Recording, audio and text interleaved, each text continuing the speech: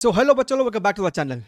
बच्चा, आज हम लोग यहाँ पे बड़ा ही इंटरेस्टिंग टॉपिक पे डिस्कशन करने वाले हैं, that is your time varying magnetic field. ये सब टॉपिक आपको ईएमआई के अंदर पढ़ने के लिए मिलता है। हम लोग इसके कॉन्सेप्ट के ऊपर चर्चा करेंगे और साथ ही साथ कुछ 3 से 4 सवाल देखेंगे जिससे आपका कॉन्सेप्ट एप्लीकेशन भी अच्छा हो सके। ठीक है, तो चलिए शुरू करते हैं। Make sure to hit the like button and नए हो तो बेटा आप इस चैनल को ना सब्सक्राइब कर लीजिए, आपके लिए बड़ा ही यूजफुल होने वाला है। समझिएगा, आपका जो इंड्यूस्ड ईएमएफ आप पढ़ते हो ना, उसके पीछे 2 मुख्य कारण हैं। एक, आपका मोशनल ईएमएफ, यानी कि जब आपका कोई कंडक्टर मैग्नेटिक फील्ड को कट कर रहा होता है तब हम लोग वहां पर ईएमएफ के बारे में पढ़ते हैं। और वहां पर आपको ईएमएफ कैसे इंड्यूस होता है उसके लिए आप थोड़ा सा और डीप में जाते हैं, इलेक्ट्रॉन की आपकी शिफ्टिंग होती है, तब वहां पर आपका ईएमएफ इंड्यूस होता है। दूसरा जो आपको मुख्य कारण है, दैट इज योर, अगर मेरा मैग्नेटिक फील्ड समय के साथ उसकी मैग्नीट्यूड चेंज हो रही है तब भी हमको वहां पर ईएमएफ इंड्यूस होता है। यही हम लोग यहां पर चर्चा करेंगे और हमारे सिलेबस के हिसाब से हम लोग जो देखेंगे, that has to be a cylindrical region of magnetic field. मतलब सपोज कीजिए कि आपके पास, और बेटा मेरी बातों को ना बड़ी ध्यान से यहां पे सुनिएगा, सपोज कीजिए कि आपके पास एक लॉन्ग सोलेनॉइड है और उसमें आपको लेटस से करंट ऐसे फ्लो कर रहा है। तो आप सभी जानते हो कि इसके अंदर तुमको मैग्नेटिक फील्ड इस डायरेक्शन में होगा। सही बात है सर। अगर कोई ऑब्जर्वर इस पूरे चीज को यहां से देखेगा तो उसको क्या दिखाई देगा? उसको तो सर यही चीज दिखाई देगा ना कि एक सर्कुलर क्रॉस सेक्शन है और सर इनटू द प्लेन एक मैग्नेटिक फील्ड है। ठीक है, तो यही हम कह रहे हैं कि सिलेंड्रिकल रीजन में हमारे पास यहां पर मैग्नेटिक फील्ड है। अच्छा, अब अगर इस मैग्नेटिक फील्ड की जो मात्रा है, अगर वो आपको टाइम का फंक्शन है, ये टाइम के साथ हो सकता है इंक्रीज कर रहा हो सकता है डिक्रीज कर रहा हो, तब हमारे पास यहां पर ईएमएफ के बारे में चर्चा होती है। सपोज कीजिए कि आपके पास यहां पर एक लूप है, ठीक है, और मैं आपसे पूछूं कि भैया आपका जो मैग्नेटिक फील्ड है ना, वो साइन के साथ, वो टाइम के साथ आपको इंक्रीज कर रहा है, और तो बताओ इस लूप में आपको करंट किस डायरेक्शन में फ्लो करेगा? तो तुम सभी जानते हो ना, लेंज लॉ से आप निकाल सकते हो। अगर मेरा magnetic field into the plane increase कर रहा है तो उस इंक्रीज को अपोज करने के लिए इसमें करंट एंटी क्लॉकवाइज फ्लो करना चाहिए ताकि वो एक आउटवर्ड फील्ड पैदा कर सके। अब वास्तविक रूप में डायरेक्टली करंट नहीं, इससे पहले आपको आता है इलेक्ट्रिक फील्ड, और यही है मेरे आज का टॉपिक का डिस्कशन, टाइम वेरिंग। क्या था? ध्यान से देखिएगा, टॉपिक क्या था? Time varying magnetic field. जब आपको टाइम वेरिंग मैग्नेटिक फील्ड होता है तो आपको इलेक्ट्रिक फील्ड इंड्यूस होता है, और उसका जो डायरेक्शन होता है ना, वो आपको इस करंट के डायरेक्शन के अलोंग ही होता है। तो बेसिकली यहां पर अगर मैं बात करूं तो आपको इलेक्ट्रिक फील्ड इस डायरेक्शन में रहा होगा, यहां की बात करूंगे तो इलेक्ट्रिक फील्ड इस डायरेक्शन में रहा होगा। ड्यू टू द सिमेट्री हम कह सकते हैं कि आपका जो इलेक्ट्रिक फील्ड होगा ना, वो भी इसी सर्कुलर पाथ के अलोंग होगा। किसी भी पॉइंट पे आपको इलेक्ट्रिक फील्ड सर्कल के उस लोकेशन के टैंजेंट डायरेक्शन में है। तो इस प्रकार से आपके पास यहां पर इलेक्ट्रिक फील्ड इंड्यूस होता है, which basically is responsible for your current over here. सही बात है मेरी? हमें यह जानना है कि ये इलेक्ट्रिक फील्ड, और प्लीज समझिएगा बात को, ये लूप है या नहीं है उससे फर्क नहीं पड़ता, इलेक्ट्रिक फील्ड आपको सर्कुलर रीजन में इंड्यूस होगा। ठीक है, बात यह उठता है कि सर इस इलेक्ट्रिक फील्ड की मैग्नीट्यूड कितनी होगी? देखिए, आपको एक खास बात यहां पर दिख रहा होगा कि ये इलेक्ट्रिक फील्ड है, लेकिन ये इलेक्ट्रिक फील्ड आपको बेटा एक क्लोज पाथ में एग्जिस्ट कर रहा है। लेकिन जब तुम इलेक्ट्रोस्टैटिक चैप्टर में इलेक्ट्रिक फील्ड पढ़ते हो तो वहां पे इलेक्ट्रिक फील्ड का आप सबसे पहला नियम पढ़ते थे कि वो क्लोज पाथ में एग्जिस्ट नहीं करता है, जिस कारण से वो आपको कंजर्वेटिव फोर्सेस के गिनती में आता है। यानी कि ये वाला जो मेरा इलेक्ट्रिक फील्ड है, इंड्यूस्ड इलेक्ट्रिक फील्ड है, वो सर कंजर्वेटिव नहीं है। ठीक है, बाकी कोई चार्ज होगा तो उस पे इलेक्ट्रिक फील्ड कितना फोर्स लगाएगा, Q इंटू ई, सब कुछ वैसा ही चलेगा। खाली एक बात का ध्यान रखना है कि ये आपको नॉन कंजर्वेटिव है, because this is existing in a close circular loop over here. ठीक बात है सर? अच्छा, तो जैसा कि हमने बोला कि भैया आपको लूप हो या नहीं हो, इलेक्ट्रिक फील्ड आपको एग्जिस्ट करेगा, और सिर्फ अंदर में एग्जिस्ट नहीं करेगा, आपको किसी बाहर आर डिस्टेंस पे भी, अगर मुझे यहां पर भी इलेक्ट्रिक फील्ड जानना होगा तो आपके पास यहां पर भी बेटा इलेक्ट्रिक फील्ड इस डायरेक्शन में इंड्यूस होगा। अगर ये मैग्नेटिक फील्ड आपको इनटू द प्लेन इंक्रीज कर रहा है तो डायरेक्शन कैसे निकालोगे इलेक्ट्रिक फील्ड का? अज्यूम कर लो कि ये कोई लूप होता तो उसमें करंट की डायरेक्शन आपको क्या होती, आप उससे जज कर सकते हैं direction of your induced electric field. अच्छा, अब समझिएगा, यहां पर अगर मेरा जो ये लूप है, सुनिएगा बेटा, अगर आपका ये जो लूप है, यानी कि आपका जो ये सिलेंड्रिकल रीजन है, उसका रेडियस अगर कैपिटल आर है, तो सबसे पहले मुझे चर्चा करनी है कि भैया अगर R less than equal to capital R हुआ तो मेरा इलेक्ट्रिक फील्ड का मैग्नीट्यूड क्या होगा। तो हमने यहां पर एक स्मॉल आर रेडियस का पाथ ले लिया है। I am reminding you again, ये डॉटेड लाइन किसी सर्कुलर कंडक्टिंग लूप को रिप्रेजेंट नहीं कर रहा है, ये बस आपको एक इमेजिनरी डॉटेड लाइन है जिसके अलोंग मुझे इलेक्ट्रिक फील्ड की मैग्नीट्यूड को आइडेंटिफाई करना है। ठीक बात है सर? अच्छा, बढ़िया है सर। अगर मैं आपसे पूछूं कि भाई साहब इस वाले सर्कुलर क्रॉस सेक्शन में आपको कितना फ्लक्स है, तो फ्लक्स आपको कितना हो जाएगा। सपोज कीजिए मेरा फील्ड जो है वो बी है, which is of course a function of time, it is a function of time. तो हम कह सकते हैं flux is equal to B into area. So B into area, R radius का एरिया आपको हो जाएगा पाई आर स्क्वायर, यहाँ पे पाई आर स्क्वायर। यानी कि अगर ईएमएफ इंड्यूस की बात करते एक सर्कुलर लूप के अंदर, तो ईएमएफ इंड्यूस की मैग्नीट्यूड की बात करें, बिकॉज डायरेक्शन या नेगेटिव साइन से हमें अभी कुछ मतलब नहीं है, तो ये आपको हो जाएगा pi are square d B by d t, because your field is changing with respect to time. अच्छा, बढ़िया साहब, ये मेरा ईएमएफ इंड्यूस हो गया है। अब अगर तुम याद करो इलेक्ट्रोस्टैटिक पोटेंशियल वाले चैप्टर को, तो वहां पर आप पोटेंशियल कैसे डिफाइन करते थे, और रादर पोटेंशियल डिफरेंस कैसे डिफाइन करते थे, work done to move a unit positive charge. तो अगर मैं आपसे पूछूं कि भैया मुझे जो जानना है ना कि इलेक्ट्रिक फील्ड का मैग्नीट्यूड कितना होगा, तो भैया अगर एक यूनिट पॉजिटिव चार्ज को मुझे इस सर्कुलर पाथ पे एक कंप्लीट चक्कर लगाना होगा, तो क्या वर्क डन होगा, Q into E into this circumference. और खास बात यह है कि यहां पर इलेक्ट्रिक फील्ड हमेशा, अगर आपने यहां पर एक छोटा सा सेक्शन लिया है जिसका आपने लेंथ लिया है लेट अस से dl, तो हमेशा इलेक्ट्रिक फील्ड dl के पैरेलल ही है। यहां पर भी आपका इलेक्ट्रिक फील्ड ऐसे होगा, यहां पर भी आपका dl ऐसे होगा, तो हमेशा इलेक्ट्रिक फील्ड dl के पैरेलल है। तो आप जो E डॉट dl करते हो, तो आप उसे चुपचाप से सिर्फ E dl कर सकते हो, राइट। तो अगर मुझे वर्क डन लिखना पड़ेगा, तो हम लिखेंगे क्लोज लूप के लिए इंटीग्रल ई डॉट डीएल, और जैसा कि मैंने बोला, और यहां पर आपको एक यूनिट पॉजिटिव चार्ज भी मल्टीप्लाइड है, right. This should be equal to your E, so pi are square d B by d t. जैसा कि हमने बोला कि भैया work done to move a unit positive charge, वही मेरे को होगा मेरा ईएमएफ। अच्छा, बढ़िया है साहब। यहां पर हमेशा E और DL आपस में पैरेलल है, तो बेसिकली आप डॉट को हटा के E इंटू DL कर दो, और E तुमको बाहर आ जाएगा, राइट। सिमेट्री बता रहा है कि इसके हर लोकेशन पे E की मैग्नीट्यूड सेम होनी चाहिए, तो सिर्फ DL का integration over the close path, and that would be your 2 pi into r. तो ये आपको हो जाएगा pi are square d B by d t, और यहां से हमको आ रहा है पाई आर आपका खत्म। So electric field is equal to R by two d B by d t, and that is your result. क्या तो आप इसको याद रखो, या फिर आप एग्जामिनेशन में इसको 2 स्टेप में निकाल भी सकते हैं। खास बात यहां पर यह है कि आपका जब R is less than equal to capital R, तो आपकी electric field is directly proportional to your small r। ठीक है, हम लोग इसका अभी ग्राफ भी देखेंगे, थोड़ा सा पेशेंस दिखाते इसका ग्राफ पे। बढ़िया है सर, अंत तक टिके रहिएगा, सीखने के लिए भी मिलेगा, और सवाल के माध्यम से ही समझोगे कि इसको अप्लाई कैसे करना है, बाकी सवाल का कोई अंत नहीं है। अच्छा, इसका एक बहुत ही सुंदर सवाल आपको हमारे एडवांस प्रॉब्लम सॉल्विंग सीरीज में मिलेगा, हमारे ही चैनल पे है, EMI में है ना, एडवांस सॉल्विंग सीरीज के अंदर है। अब हमें जानना है कि भैया R more then capital R के लिए आपको इलेक्ट्रिक फील्ड इंड्यूस्ड कितनी होगी। ठीक है, तो एक काम करते, इसको फिलहाल के लिए हम हटा रहे हैं। Now our second case is for R more than equal to capital R। देखिए इक्वालिटी पे आपको, आप यहां से निकालो या इसके पहले वाले तरीके से निकालो, दोनों से आपको सेम आता है, तो दोनों भी आपको इक्वालिटी हम लोग होल्ड करा रहे हैं। अब ध्यान से मेरी बात को सुनिएगा यहां पर।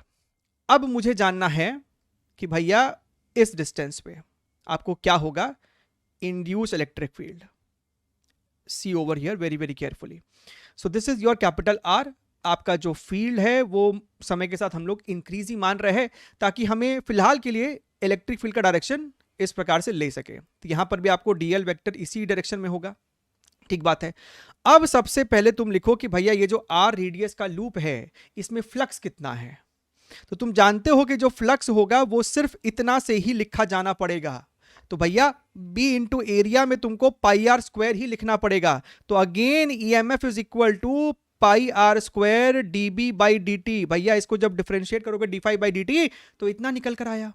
फिर से तुमने लिखा कि भैया क्लोज्ड पाथ के लिए integral E dot d l is equal to your pi are square d B by d t, और यहां से आपका ई बाहर निकल जाएगा, डीएल का इंटीग्रेशन क्या हो जाएगा, बड़े वाले सर्कल का circumference 2 pi R, this is your pi are square d B by d t. तो हमको दिखना चाहिए कि पाई ने पाई को मारा है, so electric field is equal to R square upon 2r dB by dt। तो यहां से तुमको क्या देखने के लिए मिल रहा है कि अब आपका electric field is inversely proportional to small r। इसके पहले वाले में it was directly proportional to small r, यानी कि अगर मैं ग्राफ की बात करूं E वर्सेस R का, तो आपने कभी ना कभी ऐसा ग्राफ अपने जीवन में बहुत बार देखा हुआ है। This is for r is equal to capital R, ये मेरे को कैपिटल R पे मैक्सिमम इंड्यूस इलेक्ट्रिक फील्ड हो रहा है, और ये यहां पर आपको डायरेक्टली प्रोपोर्शनल, यहां पर आपको इनवर्सली प्रोपोर्शनल है।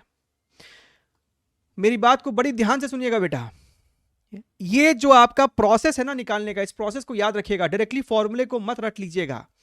हम लोग जो भी यहां पर डेरिवेशन कर रहे हैं वो ये मान के कर रहे हैं कि आपका जो मैग्नेटिक फील्ड है वो सिर्फ और सिर्फ टाइम का फंक्शन है, सिर्फ और सिर्फ। हम आपको एक सवाल दिखाएंगे सेशन में जहां पर वो सिर्फ और सिर्फ टाइम का फंक्शन नहीं होगा, और वहां पर फिर आप फंस जाएंगे। इसीलिए डेरिवेशंस, अप्रोच, कॉन्सेप्ट आपका क्लियर होना चाहिए, ठीक है।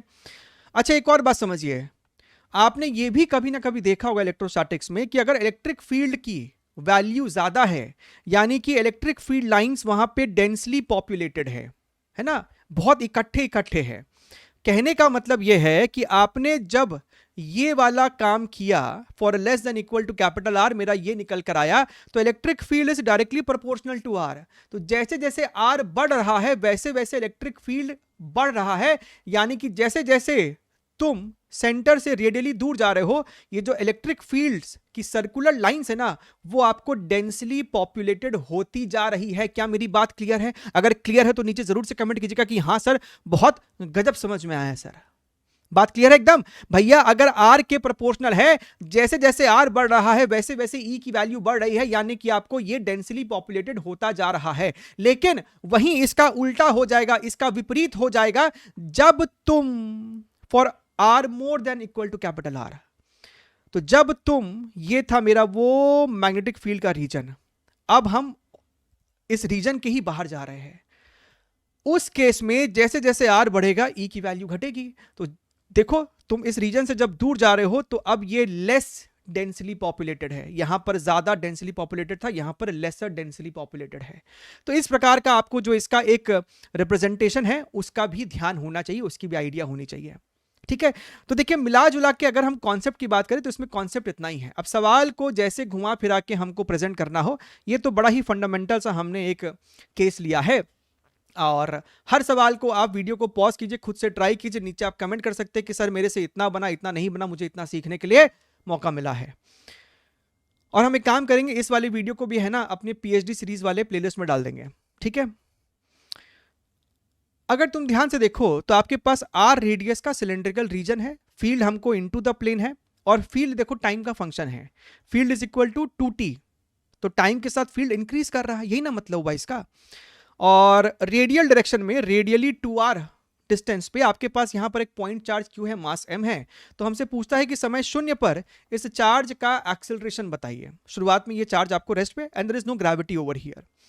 तो आपको इतना समझ में आ रहा है कि अगर मेरे पास इस प्रकार का टाइम वेरिंग मैग्नेटिक फील्ड है, और ये जो डिस्टेंस है ये for R more then capital R है, यानी कि बाहरी रीजन की बात की जा रही है, तो उस रीजन में मेरे को जो इलेक्ट्रिक फील्ड होता है that is equal to your R square upon 2R dB by dt। अभी जस्ट डिराइव किया है, तो इसलिए हमने एज इट इज फॉर्मूले को इस्तेमाल कर लिया है। कर सकते हैं ना? हाँ सर। तो आपका जो इलेक्ट्रिक फील्ड होगा इस लोकेशन पर, that is going to be your R square 2 into this is your small r which is your 2r into dB by dt। dB by dt क्या हो जाएगा? इसको टाइम के साथ जब तुम डिफरेंशिएट करेगा तो ये तो सिर्फ 2 निकल कर आएगा। तो आपको दिखना चाहिए 2 ने 2 को मार दिया, r ने r को मार दिया, तो ये आपको हो जाएगा r by 2 यूनिट्स, ठीक बात है sir, this is your electric field. तो भैया इसके ऊपर जो आपको फोर्स होगा that is going to be your q into e, तो इसका जो एक्सेलरेशन होगा that is going to be your q e upon m. तो हमको यहाँ से दिख रहा है क्यू को इसके साथ मल्टीप्लाई कर दो तो ये हो जाएगा Q into R upon 2 into M. ठीक है, इसमें कोई भी दिक्कत वाली बात नहीं है। और आपको दिखना चाहिए कि भैया आपका field into the plane increase कर रहा है। तो अगर यहां पर वास्तविक रूप में कोई सर्कुलर कंडक्टर लूप होता तो उस लूप में तुमको करंट का डायरेक्शन कैसा होता, field into the plane increase कर रहा है तो मुझे ऐसा डायरेक्शन में करंट चाहिए, यानी कि आपका जो इलेक्ट्रिक फील्ड होगा वो इस डायरेक्शन में होगा। And considering this to be a positive charge, इस पे जो फोर्स लगेगा वो लगेगा इसी डायरेक्शन में। तो हमको फोर्स का डायरेक्शन, एक्सेलरेशन सब समझ में आ रहा है इस समय। ठीक है, this force is perpendicular to this radial direction, 90 degrees पे है। क्लियर है सर? अच्छा, और देखिए एक बड़ा ही स्टैंडर्ड सा सवाल है, अगर आपने इस टॉपिक को पहले कभी पढ़ा है तो आपने ये सवाल 110% किया ही होगा। एक बार हम भी डिस्कस करा देते हैं, है ना, रूटीन क्वेश्चन है ये आपको काफी। तो मेरे पास यहां पर वही सिलेंड्रिकल रीजन है, फील्ड मेरा यहां पर देखिए इनटू द प्लेन है। हमको कहता है कि dB by dt की वैल्यू k है, k is a positive constant, k is a positive constant. Positive constant है मतलब dB by dt अगर एक पॉजिटिव कांस्टेंट है which means field is increasing with time. अच्छा, बढ़िया है सर। आपके पास यहां पर है ना एक AB कंडक्टिंग रॉड रखा हुआ है और हमसे पूछता है what is the potential difference across this rod AB over here. ठीक बात है सर। अगर तुम ध्यान से देखो तो भैया इस रीजन में ना, इस रीजन में, और ये रॉड जो है वो तुमको पूरा पूरा फील्ड के अंदर ही रखा हुआ है।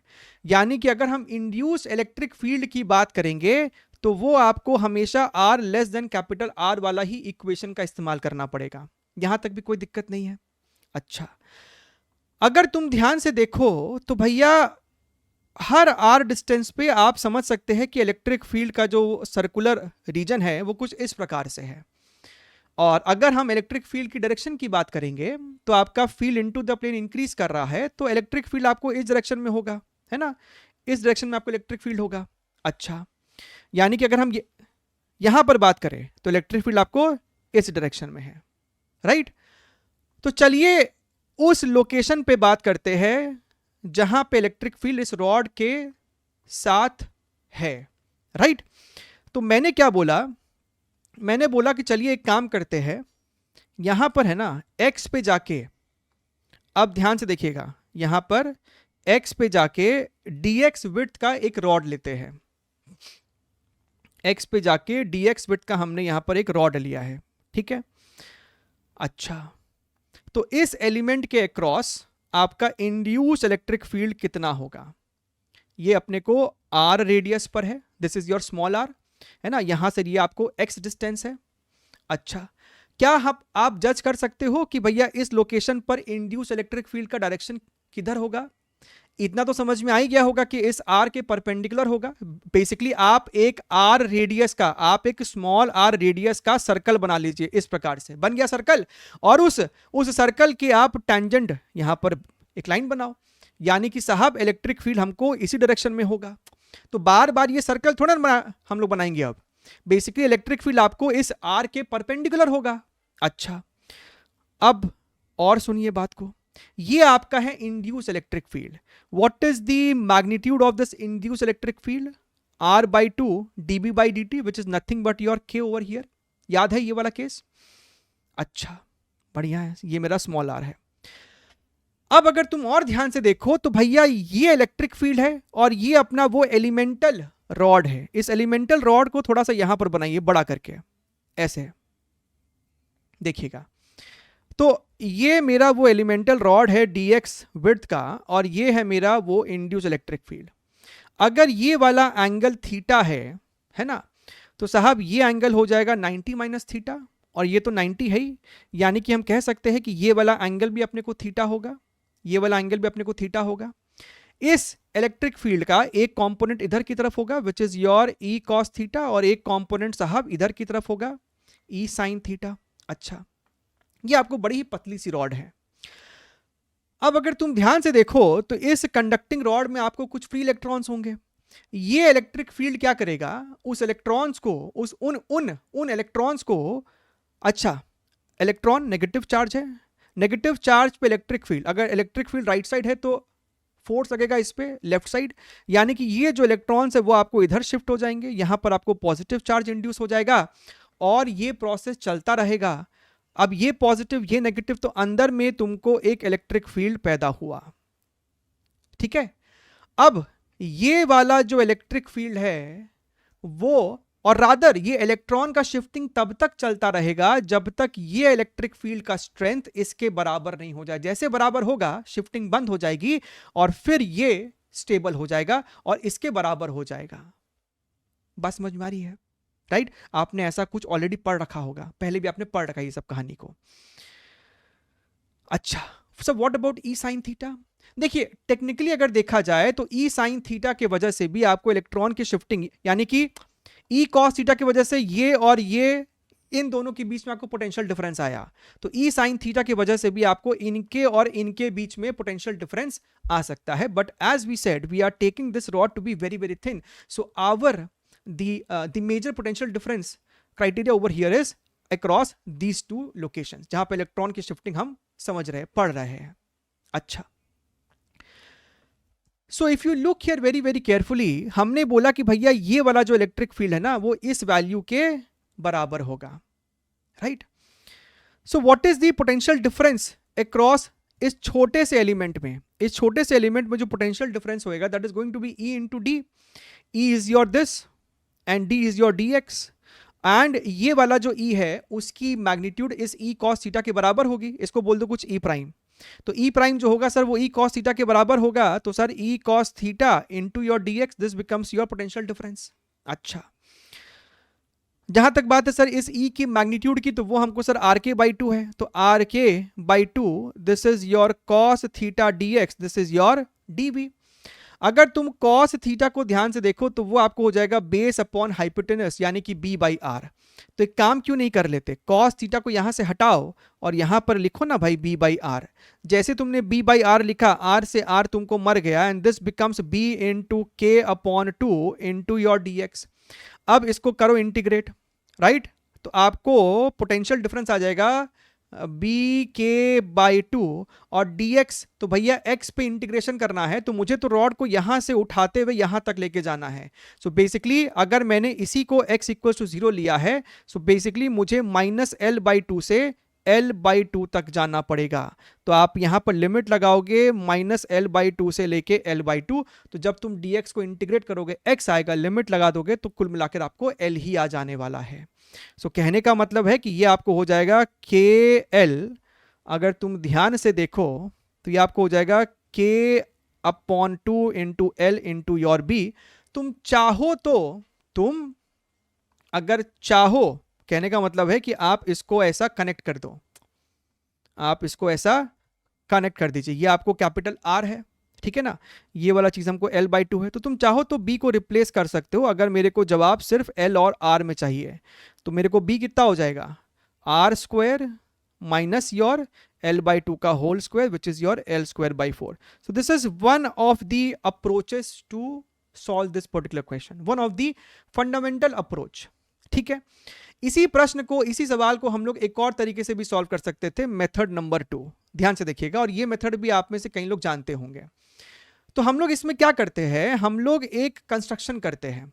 हम लोग कहते हैं कि भैया इमेजिन कर लो कि ये जो रॉड है ना वो सिर्फ एक AB लाइन नहीं है, वो एक ट्राइंगल रॉड है, ट्राइंगुलर रॉड है ये, इस प्रकार से।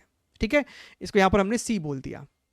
अच्छा, अब अगर तुम ध्यान से देखो, अब अगर तुम ध्यान से देखो तो आपका जो इलेक्ट्रिक इंड्यूस्ड इलेक्ट्रिक फील्ड होगा ना वो आपको इस वाले रॉड के हर एलिमेंट के ना परपेंडिकुलर डायरेक्शन में है, इस वाले रॉड के हर पॉइंट के परपेंडिकुलर डायरेक्शन में है। तो साहब इसके वजह से तो इस वाले रॉड में आपको कोई ईएमएफ इंड्यूस नहीं है, राइट? उसी प्रकार E.dl होता है ना जी, तो भैया E.dl में आपको वो 0 हो जाएगा। उसी प्रकार यहां पर भी अगर तुम ध्यान से देखोगे तो आपका जो इलेक्ट्रिक फील्ड होगा वो इस डायरेक्शन में होगा, इस रॉड के परपेंडिकुलर, ये आपको रेडियल डायरेक्शन है ना। तो साहब कहने का मतलब ये है कि इस पूरे 3 रॉड सिस्टम में अगर ईएमएफ इंड्यूस की बात करोगे तो इन दोनों ग्रीन वाले में नहीं है, जो भी आ रहा है इस ब्लू वाले में आ रहा है। अगर हम इसको एक लूप की तरह ट्रीट करें तो इस लूप का एरिया कितना हो जाएगा, half into base into your altitude, ये इसका एरिया, यानी कि जो फ्लक्स होगा that is going to be L B by two into your magnetic field which is nothing but your B. यानी कि इसमें जो ईएमएफ इंड्यूस हो जाएगा उसकी magnitude d phi by d t कर देंगे तो साहब ये हो जाएगा L B by two d B by d t. और D B by d T हमको कितना है, हमको साहब के बराबर है। अगर तुम ध्यान से देखो तो इस पूरे लूप में जो आपको ईएमएफ इंड्यूस है वो इतनी है। और हमने इलेक्ट्रिक फील्ड वाले अप्रोच से भी चेक किया है कि इस पूरे लूप में जो इलेक्ट्रिक फील्ड इंड्यूस हो रहा है वो इसमें और इसमें कुछ नहीं होगा, जो भी हो रहा है इसमें हो रहा है। तो तुमने जो ये कैलकुलेट किया है पूरे लूप के लिए वो बेसिकली सिर्फ इतने से रॉड का ही तो होगा ईएमएफ इंड्यूस्ड। आ गया आंसर। हमसे यही पूछा था रॉड में कितना होगा, इतना ही होगा। और अगर तुमको ध्यान में हो तो अभी अभी हमने जो सॉल्व किया था उसमें भी एग्जैक्टली यही निकल कर आया था, जहां पे हमने बी को रिप्लेस कर दिया था, यह हमारा एल बाई टू है तो हमने इसको रिप्लेस किया था R square minus L square by 4 के साथ। क्लियर, एकदम बढ़िया है, बहुत बढ़िया है। चलिए, और अगर हम ध्यान से देखें, सपोज कीजिए आपके पास ये प्रश्न है, आप प्रश्न को ध्यान से पढ़िए, इसको अप्रोच कीजिए। A non-conducting charge ring of mass 50 grams, charge 2 coulomb, radius 2 metre, is placed on a smooth horizontal surface। तो सबसे पहले तो हम एक काम करते हैं, हम एक स्मूथ हॉरिजॉन्टल सरफेस बना दिए हैं और ये आपको एक नॉन कंडक्टिंग रिंग है, यानी कि जो चार्ज आपने यहां पर रख दिया वो चार्ज इस रिंग के रेस्पेक्ट में यहीं पर रहेगा, चार्ज रिंग के अंदर फ्लो नहीं करेगा, ठीक है, अपने आप। तो इसके ऊपर आपको चार्ज यूनिफॉर्मली डिस्ट्रीब्यूटेड है, 2 कूलम, इसका रेडियस भी हमको दे रखा है प्रश्न में 2 मीटर, इसका मास दे रखा है और स्मूथ सरफेस है। A magnetic field varying with time at a rate of dB by dt is equal to this much. So आपको डायरेक्टली dB by dt दिया हुआ है 0.2 t tesla per second in a direction normal to the plane of the ring. अब ये नहीं बोला है कि इनटू द प्लेन है कि आउट ऑफ द प्लेन है, तो अपने मन से ले लो कुछ इनटू द प्लेन, है ना। और टाइम के साथ देखो तुम, dB by dt is equal to 0.2 t, तो टाइम के साथ आपको ये फील्ड इंक्रीज कर रहा है। अच्छा, find the angular speed attained in time t1 is equal to 10 second. अब तुमको इतना समझ में आ रहा है कि यहां पर हमसे ओमेगा निकलवाने की कोशिश की जा रही है, तो इसका एक थिंकिंग अप्रोच ये हो सकता है कि आपका फील्ड समय के साथ चेंज कर रहा है, यानी कि इनटू द प्लेन चेंज कर रहा है, राइट। और इस पूरे रीजन में आपको ये मैग्नेटिक फील्ड है, ठीक है। और नहीं भी मेंशन हो तब भी लेना है कि सिलेंड्रिकल रीजन में आपको फील्ड है। तो अगर ये फील्ड आपको इंक्रीज कर रही है तो आपका इस डायरेक्शन में इलेक्ट्रिक फील्ड इंड्यूस हुआ होगा, राइट। अब यहां पर आपको एक dq एलिमेंट ऑफ चार्ज होगा, तो ये इलेक्ट्रिक फील्ड इस dq पे फोर्स लगाया, फोर्स का डायरेक्शन क्या होगा साहब, ऐसे ही होगा df फोर्स। यहां पर भी आपको df फोर्स, ये सभी फोर्सेस आपको सेंटर के अबाउट ऐसे कुछ टॉर्क लगाएंगे, टॉर्क लगाएंगे तो इसके पास अल्फा आएगा, अल्फा आएगा तो इसके पास 10 सेकंड बाद कुछ ओमेगा भी आ जाएगा। हमसे वही ओमेगा के बारे में चर्चा की जा रही है। अच्छा, सबसे ये हो गया इसका thinking approach, line of action. सबसे पहले ये पता कर लो कि आपका इंड्यूस इलेक्ट्रिक फील्ड कितना है। So electric field is equal to, this is for R equal to capital R. तो आप कोई भी फॉर्मूले का इस्तेमाल करो, अगर हम for R less than equal to इसका इस्तेमाल करते हैं, this is equal to your R by two dB by dt, जहां पे स्मॉल आर की जगह हम लोग कैपिटल आर लग देंगे, R by two into dB by dt, and dB by dt is here 0.2 into t। Capital R की value 2 है, तो ये बेसिकली आपको मर के हो गया है 0.1, सो 0.1 इंटू योर 2, तो ये आपको हो जाएगा 0.2 t, this is your electric field. ठीक बात है साहब। अब अगर हम ध्यान से देखें तो हम टॉर्क कैलकुलेट करना चाहेंगे। देखिए, एक तरीका तो यह है कि आप यहां पर लगा दें angular impulse is equal to change in momentum. देखिए फायदा क्या है, इनिशियल एंगुलर वेलोसिटी 0 है, फाइनली कुछ होगा, कितना है हमको पता नहीं। तो हम लोग जानते हैं कि भैया torque dt is equal to delta L, ठीक है, सब कुछ वेक्टर साइन में होता है यहाँ पे, लेकिन टॉर्क और एंगुलर मोमेंटम सबका डायरेक्शन एक ही होने वाला है ना। ऐसे ही टॉर्क लगेगा और ऐसे ही आपको घूम भी रहा है। अच्छा, ना what is torque? What is torque?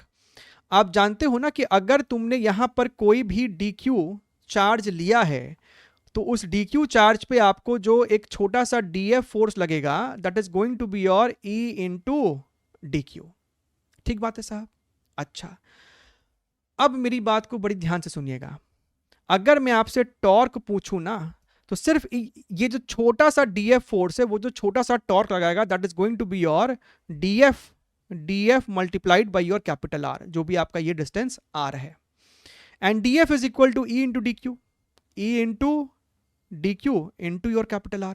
तो अगर मुझे टॉर्क चाहिए, so torque is equal to, आप इसको इंटीग्रेट कर देंगे, सो E इंटू R, और DQ का इंटीग्रेशन क्या होगा? DQ DQ DQ DQ DQ DQ, ये क्या है आपको? कैपिटल Q है ये। सो बेसिकली टॉर्क आपका बड़ा ही सिंपल सा था। यहां पर टॉर्क आपको यहां पर है E into R into Q, this is your DT, और delta L is final minus initial. शुरुआत में ओमेगा 0 है तो इनिशियल 0 है, तो चुपचाप से final. And what is final angular momentum? I into omega. What is I? mr square. ये आपको एक रिंग है तो सिर्फ mr square into your omega, और हमको ओमेगा ही निकालना है। You should understand that. Now the beauty is, देखो पहले तो आप एक एक आर को यहां से उड़ा दीजिए। Q आपको बाहर आएगा, E की वैल्यू है 0.2t, तो 0.2 भी बाहर आएगा, और यहां पर आपको T और dt बचेगा, और यहां पर आपको M into R into omega बचेगा। जब आप लिमिट लगाओगे तो भैया 0 से लेके 10 सेकेंड तक का आप यहां पर लिमिट लगा दोगे। चार्ज की वैल्यू कितनी है? 2 कूलम है, डाल दो यहां पर 2 कूलम, 0.2 टी स्क्वायर बाई 2, यानी कि 100/2, विच इज योर 50। लिमिट लगाने के बाद this is your 50 into 10 to the power -3, capital R is 2 into your omega. अगर हम यहां पर ध्यान से देखें तो आपका 50 से 50 यहां पर सलट जाएगा, आपके पास यहां पर 2 से 2 सलट जाएगा। ये जब आपको इधर आएगा ना, तो ये हो जाएगा 1000 into 0.2, which is equal to your 200 radians per second. तो अगर तुम्हारा भी 200 आया था तो कृपया करके प्लीज आप नीचे कमेंट कीजिएगा कि यस सर मेरा भी 200 आया था।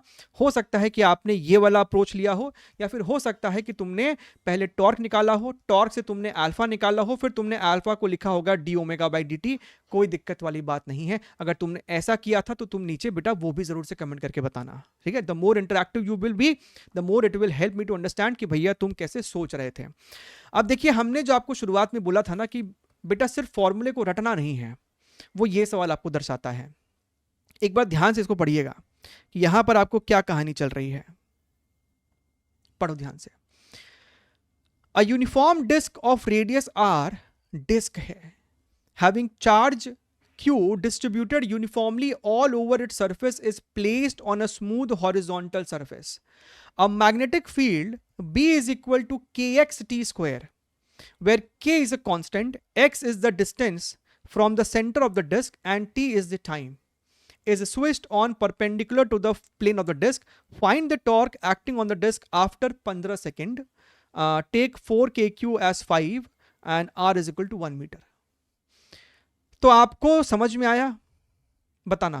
जो प्रयास करना चाहते हैं, I would highly encourage you to try it on your own and then see the discussion कि भैया इसको कैसे हैंडल कर सकते थे। और जिनको लग रहा है कि साहब यहां पर तो बहुत कष्ट है जीवन में, मेरी बात को कृपया करके ध्यान से सुनिएगा। आपका जो फील्ड है ना, आपका जो फील्ड है वो kxt स्क्वायर है। मतलब अगर सपोज कीजिए मैं x इज इक्वल टू 1 और अदर 2 मीटर की बात करता हूं, ठीक है? हालांकि अच्छा कैपिटल R ही 1 दिया है, मैं इसको हाफ मीटर की बात करता हूं। तो कहने का मतलब ये है, आपको x की वैल्यू हाफ हो गई है, तो k/2 t स्क्वायर, मतलब सिर्फ x equals to half metre पर यहां पर जो मेरे को इनटू द प्लेन फील्ड है ना, वो टाइम के साथ ऐसे वेरी कर रहा है। लेकिन किसी और डिस्टेंस पे 2/3 अगर x की वैल्यू होगी तो यहां पर ये आपको हो जाएगा 2/3 kt स्क्वायर, तब वहां पर फील्ड आपको टाइम के साथ ऐसे वेरी कर रहा है। यहां पर आपको हर अलग अलग x पे अलग अलग फील्ड होगा किसी भी गिवन टाइम t पर। समझ गए हो? अगर मैं टी को फिक्स कर दूं कि भैया 2 सेकंड की बात कीजिए, तो 2 पुट कर दोगे तो भैया 4kx is equal to field. यानी कि आप समझ सकते हैं कि किसी भी गिवन टाइम टी पर अलग अलग एक्स पे भी फील्ड अलग अलग है। अब आपका जो, अगर तुमने फॉर्मूले को सिर्फ रट लिया है तो यहां पर फेल कर जाएगा। वहां पर आपको field is only a function of time. अब आपको बेसिक स्टैंडर्ड तरीके से सवाल को डिराइव करना पड़ेगा, कॉन्सेप्ट निकालना पड़ेगा। अब यहां पर इंड्यूस इलेक्ट्रिक फील्ड का डायरेक्ट फॉर्मूला नहीं लगा सकते, you have to again solve it. सबसे पहले तो क्या करो, सबसे पहले तो आप ये बता दो मुझे, हम लोग यहां पर फिलहाल x less than capital R की ही बात कर रहे हैं, है ना। सबसे पहले आप ये बताओगे कि आपका किसी x डिस्टेंस में फ्लक्स कितना है at any given time t। मैंने ये पकड़ा है x, है ना, यहां पर आपका जो रेडियस लिया ना वो आपको x लिया है, ठीक है। इसके अंदर बताओ कि फ्लक्स कितना है at any given time t, right. यानी कि मैंने टाइम को फिलहाल के लिए लॉक कर दिया है, सिर्फ x के साथ मेरा फील्ड वेरी कर रहा है। तो बताइए इसमें से फ्लक्स कितना पास कर रहा है आपका।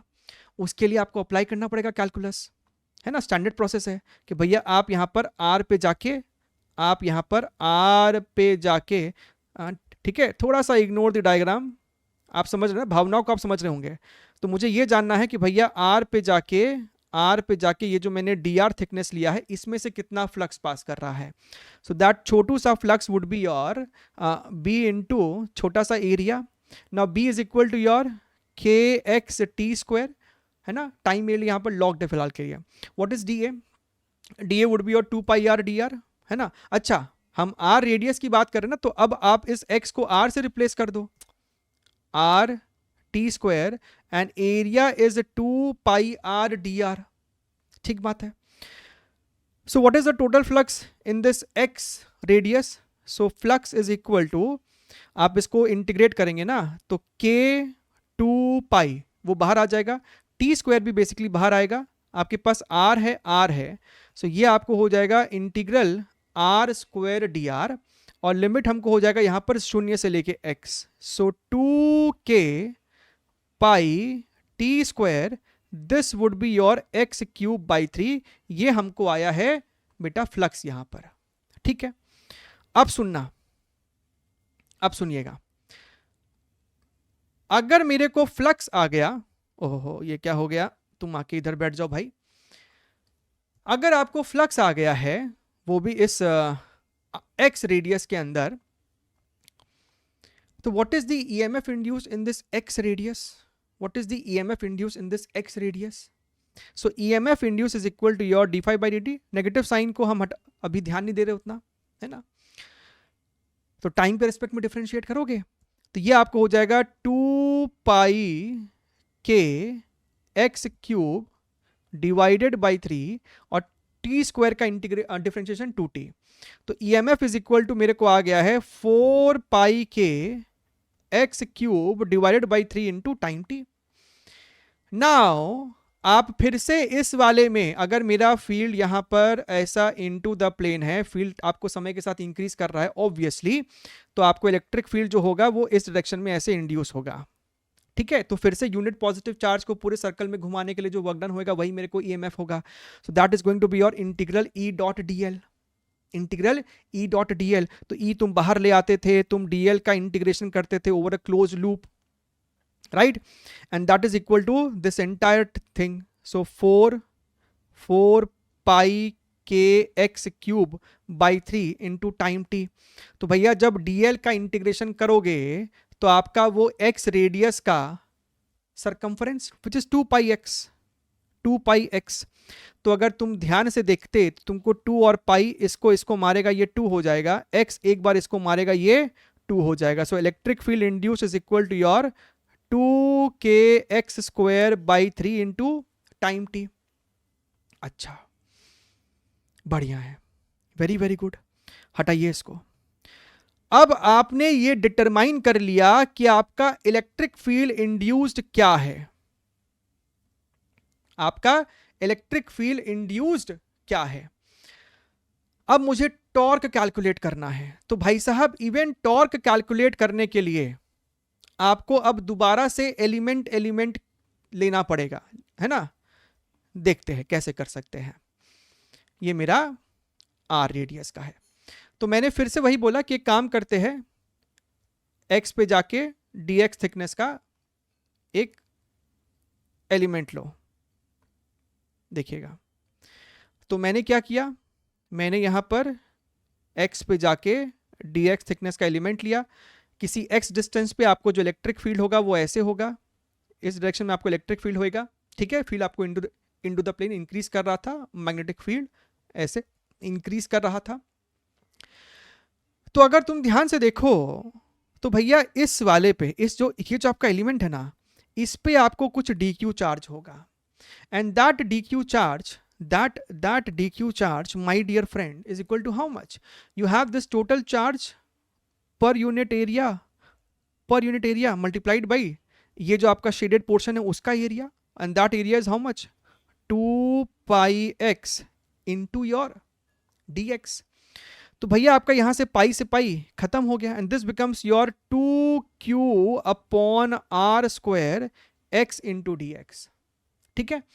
अब इस एलिमेंटल रिंग पे आपको कितना टॉर्क लग रहा है, तो वो जो छोटा सा टॉर्क होएगा ना, that is going to be E into this entire dq charge, right, वो हो गया force, and force into x, वो हो गया टॉर्क। सो हम लिख सकते हैं E into dq into x। हाँ जी सर, सो E की मात्रा 2kx square t divided by 3, dq की value 2q upon r square x into dx, और यहां पर मेरे पास एक x है तो इसको x स्क्वायर बोल देते हैं। This is your d tau, ठीक है। सो अगर हम ध्यान से देखें यहां पर, तो x वाले टर्म को है ना आप अंदर रहने देंगे थोड़ा सा।